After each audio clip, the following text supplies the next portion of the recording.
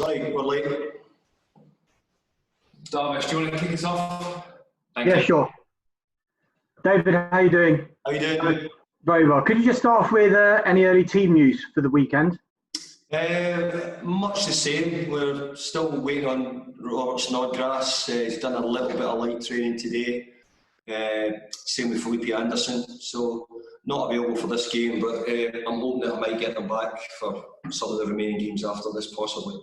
Especially with Robert Snodgrass, it looked like he was going to miss the rest of the season. How big a boost could that be if he could come back in for a couple of the games? Great, but I think, if you look at it realistically, for players to be out over the lockdown period and then miss this period of games, it becomes really difficult for them to get up to speed quickly enough. But hey, we never know. If we can get them for small periods, then that'll be great.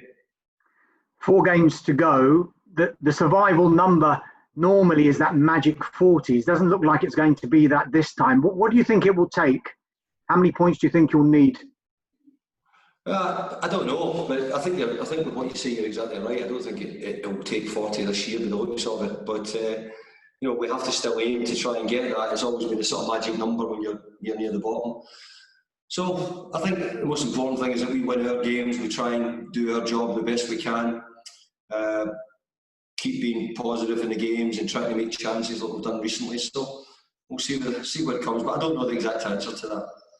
Given it's Norwich and it's basically last chance saloon for them, is this a big opportunity for West Ham to really make a significant push to stay in the league? Well, I think every game we've had since we come back was always that in mind. But it was even that before we went down.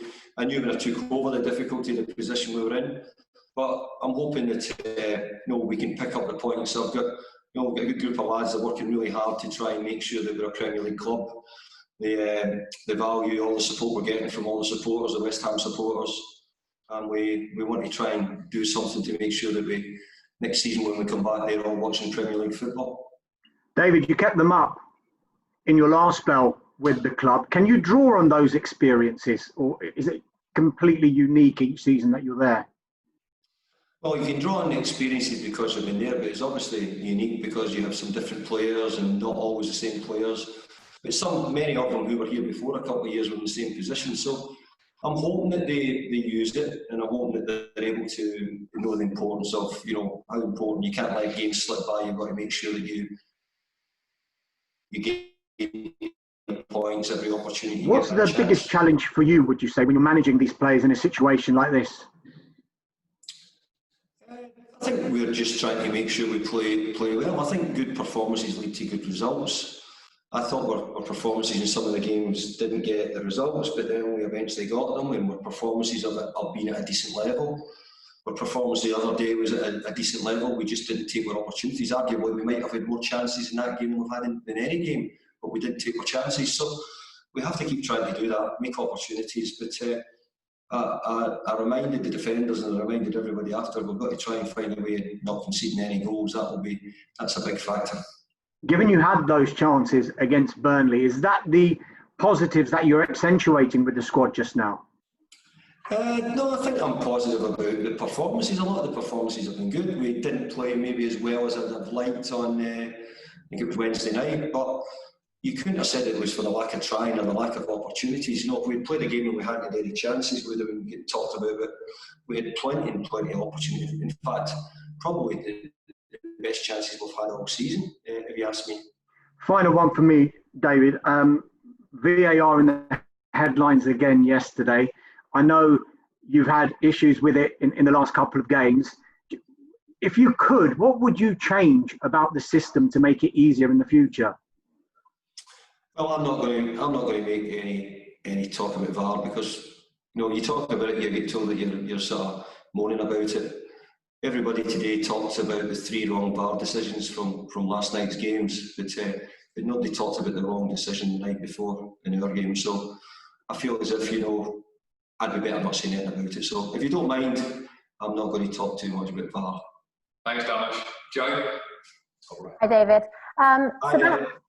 Sebastian Haller obviously came off the bench against Burnley. How do you feel about his form and also the task of having him fit in and help out with Mikel Antonio, who's obviously been producing?